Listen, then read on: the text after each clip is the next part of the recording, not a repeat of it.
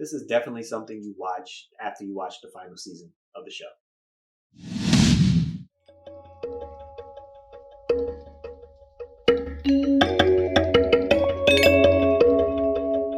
Hello, welcome to Just My Thoughts. I'm your host, Khaleel Ward. On this episode, I'll be talking about the 7 Deadly Sins, Cursed by Light. It's the new movie that came out on Netflix.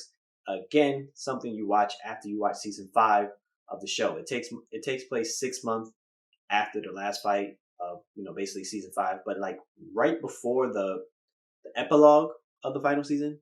If you've seen season 5, you know what I'm talking about. Anyway, everybody is taking a break. The 7 Deadly Sins, they had a crazy fight, and they're taking a break after fighting the Demon King. Meliodas and Elizabeth, they want to travel before getting married.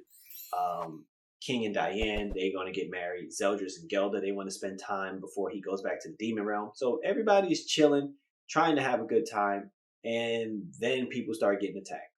Giants and fairies start attacking Holy Knights and the 7 Deadly Sins.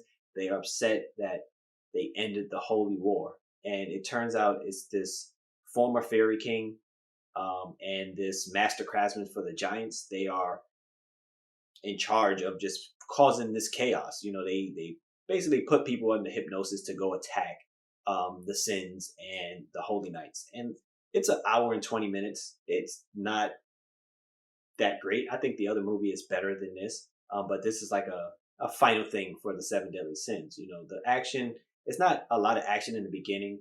And it's not like, I don't know, the twists and turns is not really that big. It's no real like power boost for anybody, for any sin in particular, to turn the tide in battle. It's just hanging out with the characters for a little bit more. You see Meliodas and Elizabeth hang out a little bit more with Zeldris and Gelda. So Meliodas wants to be a better big brother to Zeldris, and that's cool seeing that aspect that we never got in the show, really, because they were always fighting each other. And you have King. He's kind of related to Bond right now because Bond married his sister and everything. So you have that relationship. So it's cool seeing the Sins in a different environment, hanging around. But like the fighting with the other fairy king and the Giants craftsmen, it's all right. They're not really a big, huge threat. There is a twist that comes later on.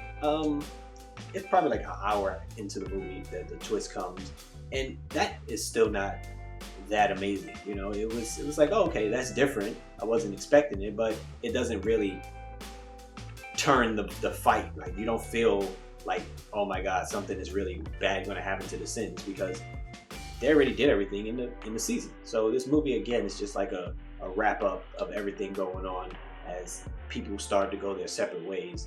And it's a decent movie. Is it something you should just rush out and go see if you enjoy the 7 Deadly Sins? Not really. You don't have to watch it. But after you watch season 5, if you want a little bit more time with the Sins, this is something cool to check out. Again, only an hour and 20 minutes, nothing big. Don't watch this if you didn't watch season 5, because you're gonna be spoiled about a lot of different things that happens in season 5. And I like the fact that this movie did keep that stuff solid. I don't want to spoil anything about that. But 7 Deadly Sins, Cursed by Light. If you watched it, please let me know what you thought about it. Thanks for watching. Thanks for listening. Peace.